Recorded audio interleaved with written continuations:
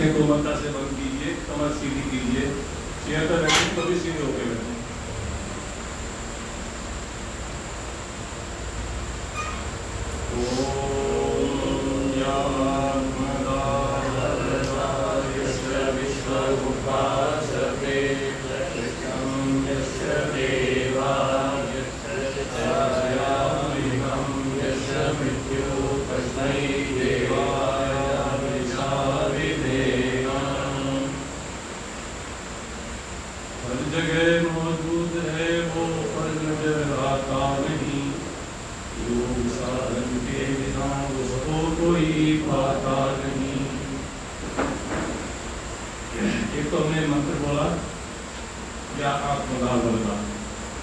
इसका महर्षि स्वामी दयानंद सरस्वती ने जो अर्थ किया है, गद्य और पद्य दो होते हैं ना, तो पद्य में तो हम बोलते ही हैं, तो ही आप विज्ञान गाते हैं, लेकिन गद्य में इसका जो अनुवाद है, जो परमात्मा शरीर, आत्मा और समाज के बलका देने वाला है, यही कहा है ना। इसी को आगे समाज के में डाल दिया गया। संसार का उपकार करना ही समाज का मुख्य उद्देश्य है, अर्थात शारीरिक, आत्मिक और सामाजिक उन्नति करना। तो आज का जो विषय है वो है भक्त और भगवान का संबंध। और सारा संसार जिसकी उपासना कर रहा है, जिससे जिसको उपासना, तो हम हिंदू हैं तो हिंदू रीति से कर रहे हैं, मुसलमान तो मुसलमान के हिसाब से कर रहा है, ईसाई तो ईसाई के हिसाब से कर रहा है, बौद्ध है तो बौद्ध के हिसाब से, जैन है जैन, कोई पारसी है, कोई यहूदी है, कोई कुछ है। लेकिन हमारी ऊपर बड़ी कृपा हुई है महर्षि स्वामी दयानंद सरस्वती की, कि उन्होंने हमें उपासना की सही विधि बता दी है, जिसे हमें भटकना नहीं है। तो एक है भक्त और एक है भगवान और एक है भक्ति। हम ईश्वर की भक्ति क्यों करें, ये प्रश्न महर्षि स्वामी दयानंद सरस्वती से भी किया था। आज मैं 2-3 बार इससे पहले भी चर्चा कर बैठ के हो चुकी है। स्वामी जी ने कहा कि भाई ईश्वर की उपासना करने के लाभ तो बहुत हैं, क्योंकि कोई भी हम काम करते हैं तो फायदे के लिए करते हैं ना, जिसमें फायदा दिखाई देता है उसको पूरे मनोयोग के साथ करते हैं। ईश्वर की भक्ति के लाभ क्या है, तो महर्षि जी ने यही कहा था कि लाभ तो बहुत हैं, यदि कहा जाए कि आप क्रम से इसका प्रवचन करना शुरू कर दीजिए, ईश्वर की उपासना के जो लाभ है उतने लाभ है कि गिनाए नहीं जा सकते, महीनों तक इस पर प्रवचन दिया जा सकता है। और कोई पुस्तक के रूप में लिख दीजिए तो हजारों पृष्ठ की पुस्तक बन सकती है। लेकिन एक मोटी भाषा में आप ये समझ लो कि जो व्यक्ति ईश्वर की उपासना नहीं करता है, उसकी आत्मा का बल कम हो जाता है। ईश्वर की उपासना करने का जो सबसे बड़ा लाभ है वो है आत्मा के बल को बढ़ाना, या आत्मा का बलदान, जो परमात्मा आत्मा के बल का देने वाला है। यस्य विश्व उपासते, सारा संसार जिसकी उपासना कर रहा है। यस्य छाया अमृतम, जिसकी छाया अमृत के तुल्य है। यस्य मृत्यु कस्मै देवा है, हर्षा भी देना, और उसके भुला देना ही सारे दुखों का कारण है। तो यदि हम दृष्टिपात करते हैं कि हम कितने सुखी हैं, कितने दुखी हैं, कितनी हमारी समस्याएं हैं, कितनी समस्याओं का हमने समाधान कर दिया, क्योंकि लोग देखा देखा करते हैं ना जीवन का, तो हमें कहाँ में लाभ हुआ, कहाँ में हानि हुई, तो सोचना पड़ेगा ना। तो परमात्मा की उपासना करने का मतलब आप फायदे का सौदा कर रहे हैं और उससे दूर जा रहे हैं, तो अपने दुखों का निमंत्रण दे रहे हैं। तो दुखों से सब बचना चाहते हैं, कौन चाहता है? लेकिन किसी आप सर्वे करके देखो पूरे संसार की जो आबादी है, और व्यक्ति व्यक्ति कर जाकर पूछा कि मुझे सुख चाहिए या दुख चाहिए, तो यही कहेगा मुझे सुख चाहिए। कितने दिन के लिए चाहिए? वर्ष के लिए, 2 वर्ष के लिए, 10 साल के लिए, 20 साल के लिए, तो कहेगा इस जन्म के नहीं, जन्म के बाद भी चाहिए। जन्म जन्मांतर का जो सुख है उतना चाहिए, बहुत ज़्यादा चाहिए। तो हमें सबसे पहली जो हमारी समस्या है, और दुखों से मुक्ति पाने के लिए ईश्वर की उपासना है। अब दुख भी बहुत प्रकार के हैं, तो जिसमें अभी जो हमारी सबसे बड़ी समस्या होती है वो शारीरिक स्तर पर ही हम देख लें। शारीरिक स्तर के बहुत दुख हैं। क्या हमने शारीरिक उन्नति की? यदि आप सर्वे करोगे तो लगता है कि नहीं हो पाएगी। शरीर के बारे में हमें ज्ञान ही नहीं होता होगा इतना। हमारा जो शरीर में कोई रोग आदि आते हैं तो कहाँ जाते हैं? डॉक्टर के पास जाते हैं, उसको समर्पित कर देते हैं, उसको शरीर भी समर्पित कर देते हैं, उसको समय भी समर्पित कर देते हैं, उसको धन भी समर्पित कर देते हैं। तो मेरी समस्या है तो मेरी समस्या का समाधान दूसरा कितने अच्छे ढंग से कर सकता है, और मैं अपनी समस्या का समाधान आप कितने अच्छे से कर सकता हूँ, ये तो मुझे ही विचार करना होगा ना। तो यदि हम विचार करें कि भाई मेरी समस्या है तो मेरी समस्या का समाधान कौन करेगा? तो मैं ही ठीक से करूँगा। यदि मैं ठीक से करूँगा तो मुझे शरीर का विज्ञान आना चाहिए। फिर मेरी कुछ समस्या है मन के स्तर की, और मन के स्तर की समस्या है तो बहुत ज्यादा इसमें बहुत तेजी से हो रही है। जो शरीर की समस्याएं हैं उनको कहते हैं शारीरिक रोग, और जो मन की समस्या है उनको कहते हैं मानसिक रोग, और जो आत्मिक स्तर की समस्या है उसे आत्मिक रोग कहते हैं। जो बुद्धि के स्तर की समस्या से बौद्धिक कष्ट कहते हैं।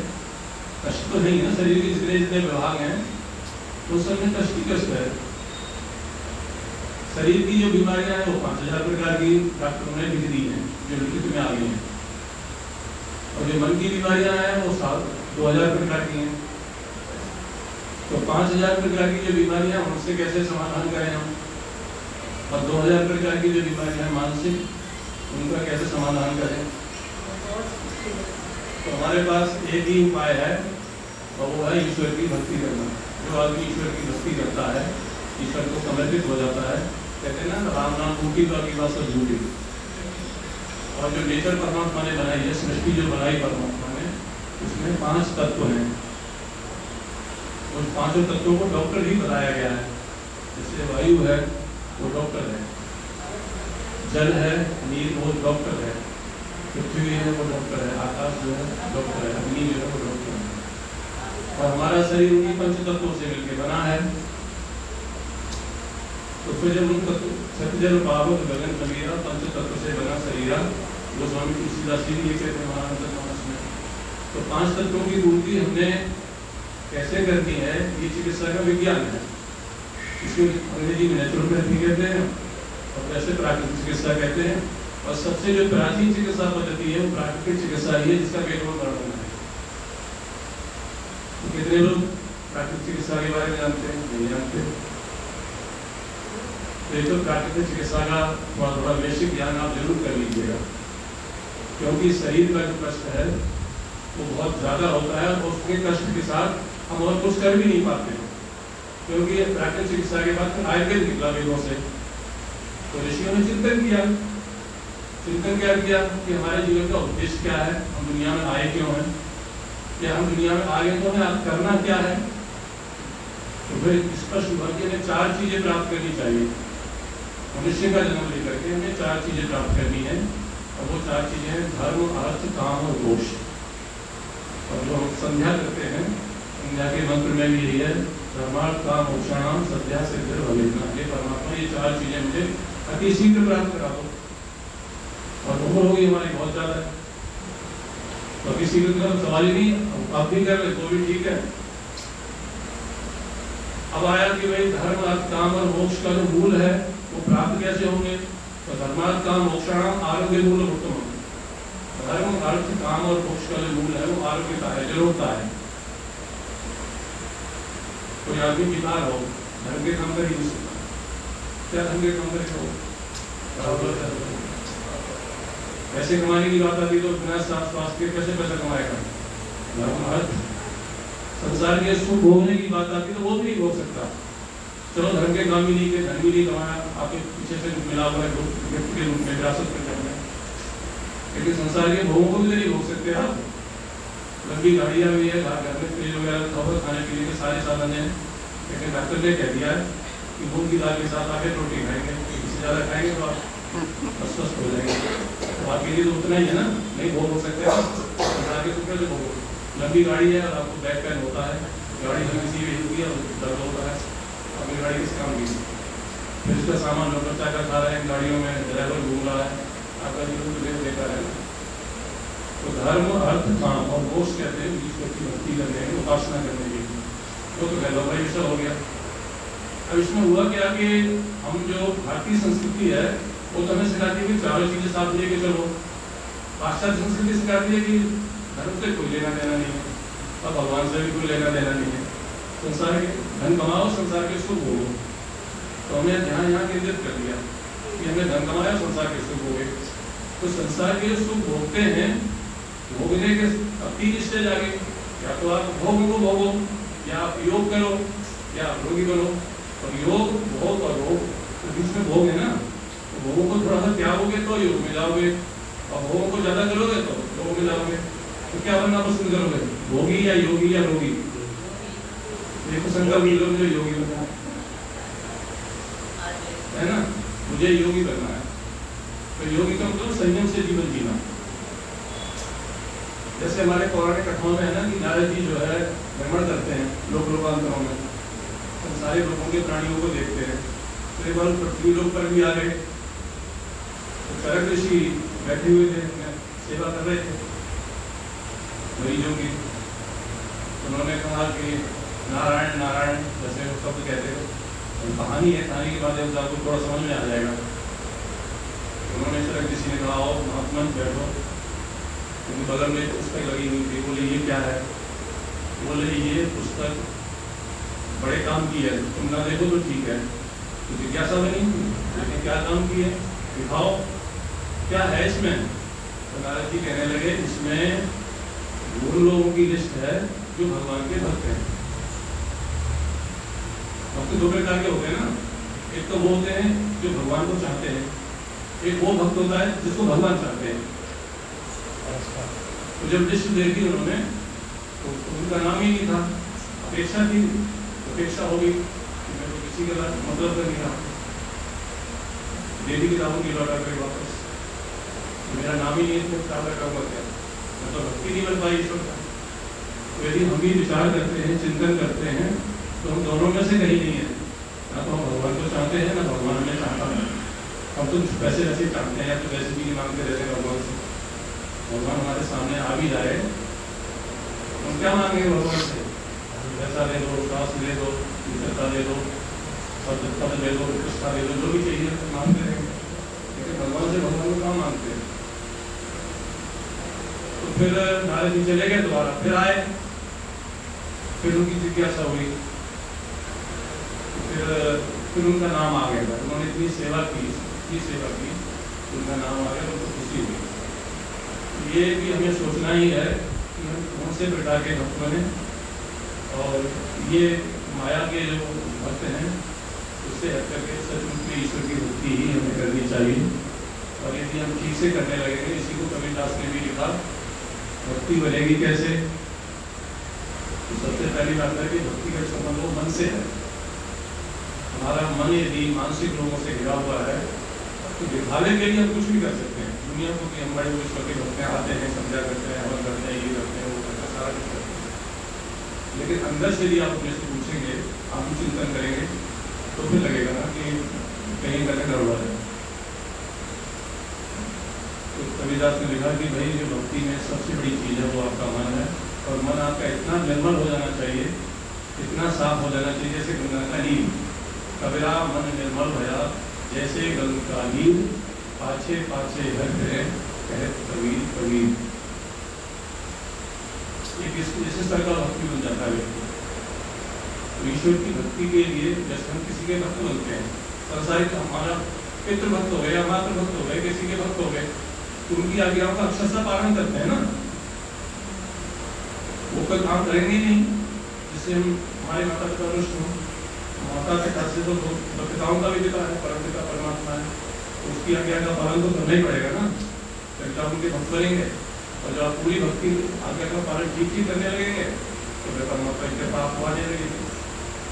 परमात्मा की भक्ति के लिए उसको प्रेम होना चाहिए, प्रेम बहुत बड़ी चीज़ है, और मन बिल्कुल सरल होना चाहिए, सेवा की पूरी भावना होनी चाहिए, परोपकार की पूरी भावना होनी चाहिए। और ये सब को करने के लिए पहले वो सारी समस्याएं हल करें, हम पहले रोगों से मुक्त हों। और वो किसी भी, जैसे हमारी उम्र हो जाती है ना, तो हम निराश भी हो जाते हैं। कई बीमारियां हमारे शरीर को जब घेर लेती हैं तो हम नेगेटिव में चले जाते हैं कि अब ये हमारी बीमारी जाएगी नहीं, हमें लेकर के ही जाएगी। तो ये धारणा तो ये आप हम निकाल दो दिमाग से। तो बीमारियां आती हैं, यदि आप संकल्प लेंगे ठीक से तो किसी भी अवस्था में आप अपने रोगों को अपने डॉक्टर बन करके, स्वयं डॉक्टर बन करके ठीक कर सकते हैं। और दूसरी बात यह है कि परमात्मा ने जो शरीर दिया है मानव का, ये कहीं और किसी फैक्ट्री में नहीं, तो ईश्वर की फैक्ट्री में मिलता है।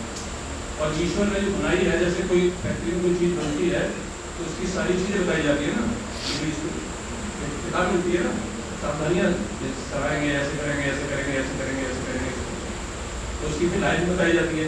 ऐसे चलाएंगे तो ये 15 साल चलेगी, ऐसे चलाएंगे तो 20 साल चलेगी। भगवान ने हमें जो जीवन दिया तो उसको चलाने के लिए तो विधान भी दिया ना। यदि उस विधान के अनुसार तो भगवान ने अनंत क्षमता दी है शरीर में। हम विकसित करना चाहें तो विकसित कर सकते हैं, और घटाना चाहें तो कितना भी घटा सकते हैं। घटाते घटाते आप यदि पराधीनता में आ जाएंगे तो यहाँ आ जाएंगे कि आप एक गिलास पानी को भी दूसरे पर निर्भर हो जाएंगे, तरसेंगे। और यदि आप उसको विकसित करेंगे तो हजारों आदमी का सेवा भी कर सकते हैं। तो ये आपको सोचना है, मुझे अपने शरीर की क्षमताओं को घटाना है या बढ़ाना है, सेवाएं करनी है, सेवाएं देनी है। मानसिकता हमारी ये है ना, जाकर हो तो क्षमताएं हम अपनी घटाते हैं। तो शारीरिक क्षमताओं को जरा विकसित कीजिए और शरीर को रोगों से रहित रखिए। ये मेरी आपसे विनम्र निवेदन है। और एक हमारे उसमें आता है आयुर्वेद में कि हमारी अवस्था की 70 की भी, 80 की भी, 90 की भी हो गई है।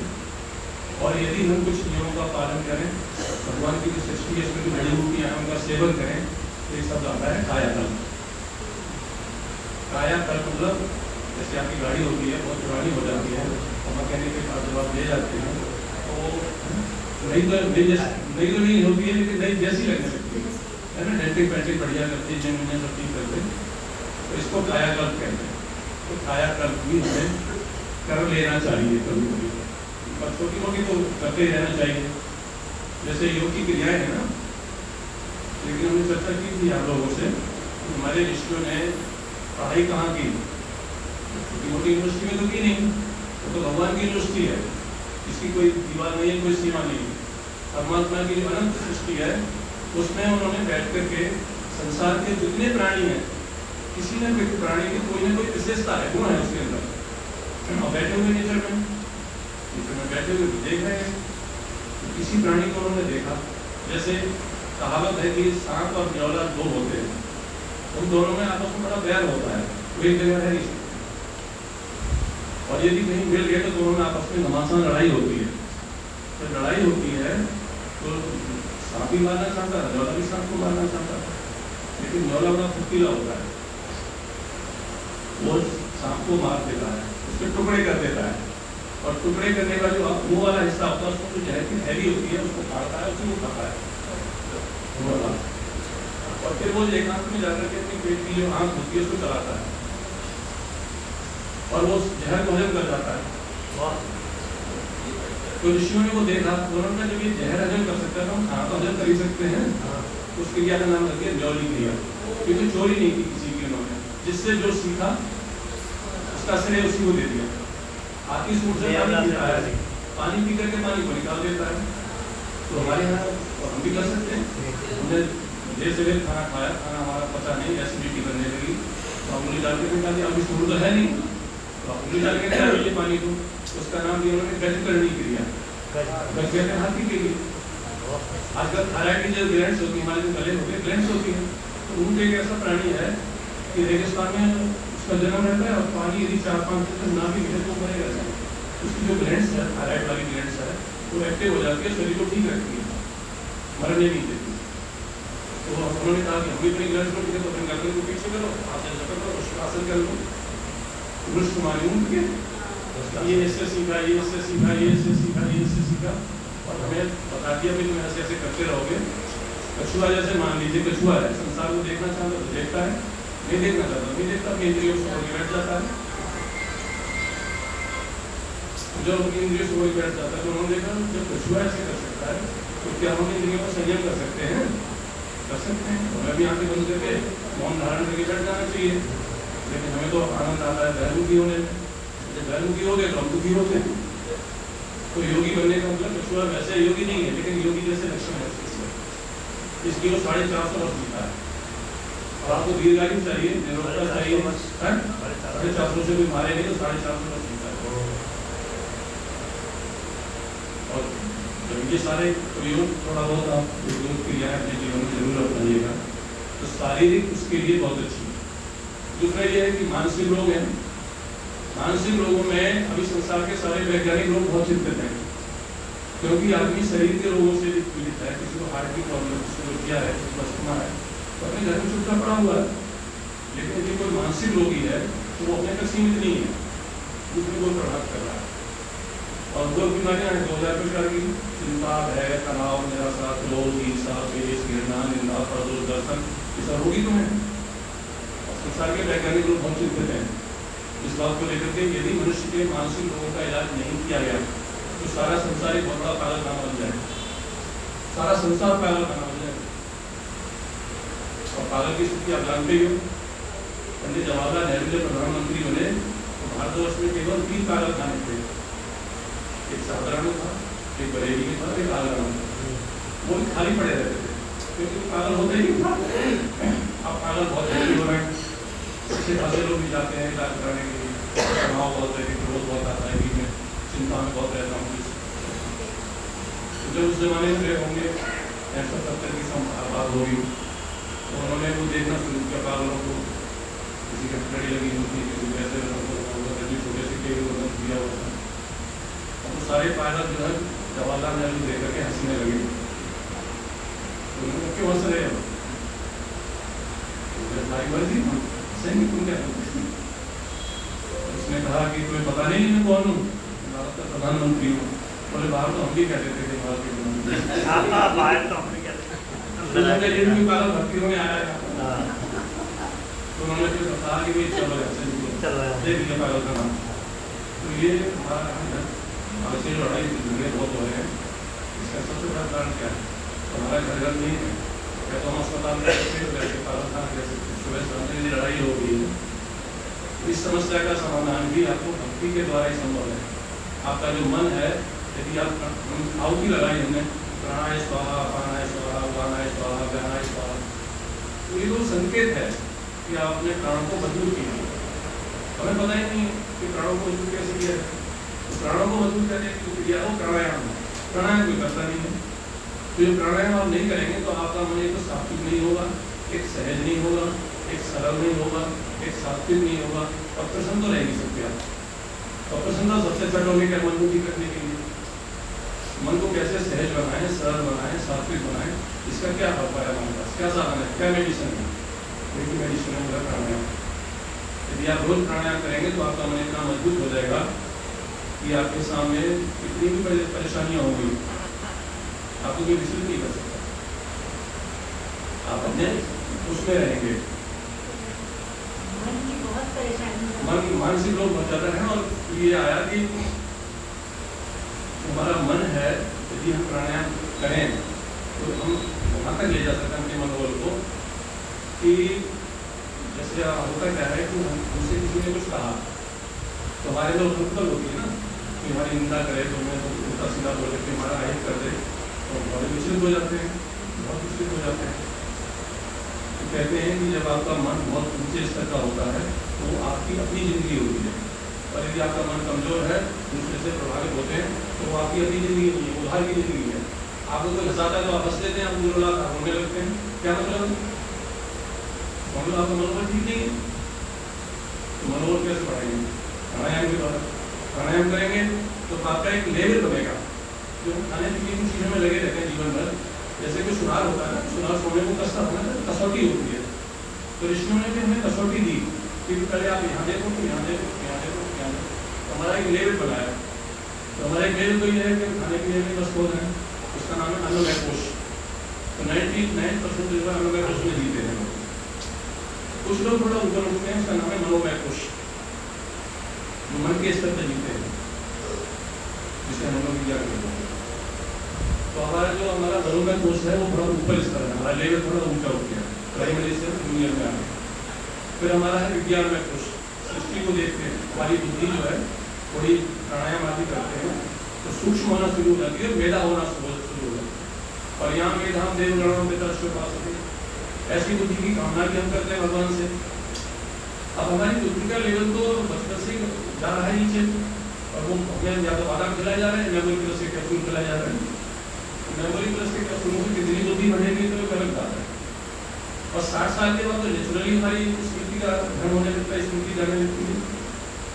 अल्जाइमर की जो बीमारियां हैं, तो दुनिया भर की समस्याएं आती हैं बढ़ापे में, तो इस समस्या को क्या समाधान है हमारे पास? तो जब आप प्राणायाम करते हैं तो आपकी जो स्मृति है, आपकी जो याददाश्त है, आपकी जो बुद्धि है, उसका उत्तरोत्तर विकास होता है। एक तो आप किसी चीज को हाँ हो, एक तो आप जहाँ हो वहाँ ही रहो, एक जहाँ हो वहाँ से पीछे जाओ, एक जहाँ हो वहाँ से आगे जाओ, इन्हीं तो स्तर बनेंगे। तो हमें मनुष्य का जन्म मिल गया, और मनुष्य का जन्म लेकर के हम जहाँ थे या तो वहीं रहे। मरने के बाद अगला जन्म में मनुष्य को मिल जाए, हमने इतने अच्छे कर्म कर दिए। एक हमने बहुत ज्यादा अच्छे कर्म किए तो मानव से महामानव बने। हम लोग मुझे ज्ञान हुआ योग का 20 साल की अवस्था में। हो सकता है कि अगले जन्म में मुझे कहीं थोड़ा उसको और पढ़ाऊँ, किसी ऐसे माता पिता के यहाँ जो मुझे गर्भ से ज्ञान हो जाए। बच्चा वहाँ के घर में तो सीखता है, तो वहाँ का गर्भ कब मिलेगा? आपको योगी कौन देगा? भगवान देगा। जैसी आपकी अनुमति सोएगी, मरते समय आप जैसी भावना लेके मरेंगे, भगवान आपको वहीं भेज देगा। तो ये है कि आप ध्यान दें, वहाँ से आप आगे गए। करेगा कि मनुष्य का जन्म लिया और साधारण जीवन जिया, या पशु जैसा जीवन जिया, तो नीचे भी आ सकते हैं। और नीचे आने की कोई लिमिट तो है कि आप कीड़े मकोड़े बन सकते हैं, नारी की कोई लिमिट है, तो उसमें भी आत्मा ही है ना। तो हमने आत्मिक उन्नति के लिए, आत्मिक विकास के लिए क्या किया? और हमने मनुष्य का जन्म लेकर भी मनन किया, और हमने कुछ समय लगाया ईश्वर की भक्ति में, तो वो चीजें जो हमें चाहिए वो वहीं मिलेगी। और कोई स्रोत है नहीं दुनिया में, एक ही जगह है।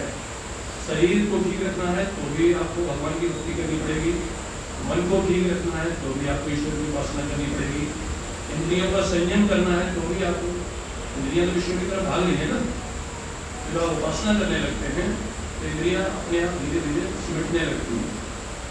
और जो आपके संस्कार हैं, कई जन्मों के संस्कार होते हैं भोगों को भोगने के, वो धीरे धीरे धीरे धीरे अपने आप दर्द होने लगते हैं। और जैसे कोई बीज है, उसको आपने जब भून दिया तो फिर उसके जलने की संभावना खत्म हो जाती है। और देख रहे वो बीज आपने दर्द नहीं किया है तो हवा पानी मिलेगा, जमीन मिलेगी, तो फिर कभी भी चालू हो सकता है। तो संस्कार जो कुसंस्कार है, जो बुरे संस्कार हैं, उनको उस स्टेज पर पहुँचा दो कि वो आपके मन में उठने ही नहीं। इसलिए ये जन्म की यात्रा नहीं है, कोई जन्मों की यात्रा है, एक जन्म। लेकिन हम होता क्या है, जैसे पहले लेखराम थे तो बूढ़े लोगों को संस्कृत पढ़ाते थे, तो लोगों को पूछा आपको संस्कृत पढ़ा के क्या करोगे? क्या 2-4 साल में चले जाएंगे, क्या लाभ होगा? बोले मैं ये सोच के नहीं पढ़ा रहा हूँ, मैं ये सोच के पढ़ा रहा हूँ इनको कि इनकी संस्कृत पढ़ने की रुचि बनेगी। तो हो सकता है भगवान अगले जन्म में इनको कहीं ऐसे भेज दे, इनको संस्कृत पढ़ने को मिल जाए। तो किस चीज़ का होता है समझ? तो ये एक तो भक्त और एक भगवान और एक भक्ति। तो भक्ति हमारी जो हमारे पौराणिक हिसाब से है वो तो कई प्रकार की बता देते हैं। जैसे एक सेव भाव है, जैसे हनुमान जी थे, राम के भक्त थे, तो सारी जीवन सेवा करते रहे। अर्जुन और कृष्ण की भी भक्ति थी, आपस में एक दूसरे को चाहते थे। तो बिल्कुल डर व्यक्ति को भगवान कृष्ण ने इस स्तर का पहुँचा दिया, को बहुत बड़ा यश दिला दिया। नहीं तो जो बीमारी थी कृष्ण को, उसको अर्जुन को, वो बहुत भयंकर बीमारी थी, उसका नाम डिप्रेशन है। विषाद योग गीता का पहला अध्याय शुरू होता है, वो विषाद योग से शुरू होता है। तो डिप्रेशन का मरीज था, तो गीता का उपदेश लेकर के उन्होंने उसको ऐसा व्यक्ति बना दिया, उसके साहस को, उसके उत्साह को, सबको बढ़ा दिया, वो सबके भाव हो गया। तो भगवान से बहुत सारे जैसे इस पर आते हैं, तुम्हें माता पिता तुम्हें तुम्हें बंधु संस्था तुम्हें विद्या ग्रहण तुम्हें सर्वम देव देवा। तो संसार के रिश्ते जो है आज हैं, कल नहीं रहेंगे। माँ भी आती है जीवन में, माँ भी हमारी भक्त हो गए, माँ के भक्त होते हैं, माँ भी साथ छोड़ जाती है, पिता के भक्ति होते हैं, वो भी साथ छोड़ जाते हैं। किसी का भाई बहुत अच्छा होता है, उसे बहुत स्नेह करते हैं, वो भी साथ छोड़ जाता है। बहन होगी, जो भी रिश्ते संसार के ये तो बनते हैं, बिगड़ते हैं। लेकिन परमपिता परमात्मा से हमारा जो रिश्ता है वो शाश्वत है, इस जन्म के बाद भी रहेगा, और जन्म में भी रहेगा, और जन्म में रहेगा। तो हम भगवान से अपना रिश्ता बहुत बढ़िया बनाएं, अटूट संबंध इससे भगवान के प्रति हमारी आस्था और विश्वास और भरोसा कभी डगमगाए नहीं। ईश्वर है, मैं उसकी शरण में हूँ, वो हर पल हर क्षण मेरी रक्षा करता है, वो हर पल मेरी व्यवस्था करता है। ऐसा समर्पण भाव जब हमारे अंदर आएगा तो हम निश्चिंत भी हो जाएंगे, निर्द्वंद भी हो जाएंगे। और हमारी भगवान को अपने आप कई स्वामी दयानंद जब हंसी कर रहे थे वेदों का, तो कहीं वो अटकते थे तो फिर वो चले जाते थे काम में, समाधि का स्थान, और वहाँ ईश्वर की प्रेरणा मिलती थी, फिर आगे वो लिख पाते थे। तो हमने महर्षि स्वामी दयानंद सरस्वती को एक समाज सेवक के रूप में ही ज़्यादा प्रस्तुत किया। तो स्वामी जी ने ये किया, स्वामी जी ने ये किया, स्वामी जी ने ये किया। लेकिन स्वामी जी ने सबसे पहले तो उनको सबसे ज़्यादा आवश्यक, जिससे उन्होंने 7-8 वर्ष सबसे ज़्यादा दिए, वो दिए ही ईश्वर भक्ति को, ईश्वर का सच्चा स्वरूप जानने के लिए। भाई शंकर और मूल शंकर उसी के लिए निकले थे, तो मूल शंकर ने शंकर को कहा दिया सच्चे से हो जाओ, और सच्चा से जब उन्हें मिल गया तो फिर ये सेवा, परोपकार, समर्पण, व्यवहारिकता, शिष्टाचार, ये सब अपने आप आने लगते हैं ऑटोमेटिक। जितने दैवीय गुण हैं ईश्वर की उपासना करने के बाद आपको मिलने लगेंगे, और जितनी राक्षसी प्रवृत्तियाँ हैं जिनके आगे आप बाहर जाते हैं वो अपने आप ऑटोमेटिक धीरे धीरे करने लगेंगे। तो हमारे जीवन में मानव जीवन लेकर के सद्गुणों की वृद्धि करें और दुर्गुणों को हटाएं, और ये शक्ति और सामर्थ्य भगवान से मांगे। जब हम शाम को सोते हैं मंत्र पाठ करते हैं तब मेरा नाम शिव संकल्प मस्त, ये परमात्मा मेरा ये मन, यदि मैं कोई छोटा मोटा भी संकल्प लूँ, होता क्या संकल्प लेते हैं और टूट जाता है, लेते हैं फिर टूट जाता है। तो शिव संकल्प, सब कोई संकल्प मैं जरूर से पूरा करने का प्रयास करूँ, और भगवान जहाँ मेरा के संकल्प होंगे तो मुझे शक्ति दे देना, थोड़ी सी ऐसी शक्ति की कामना भगवान से करेंगे तो भगवान आपके मनोबल को भी, आपके मन को बढ़ेंगे। इन्हीं शब्दों के साथ मैं अपनी वाणी को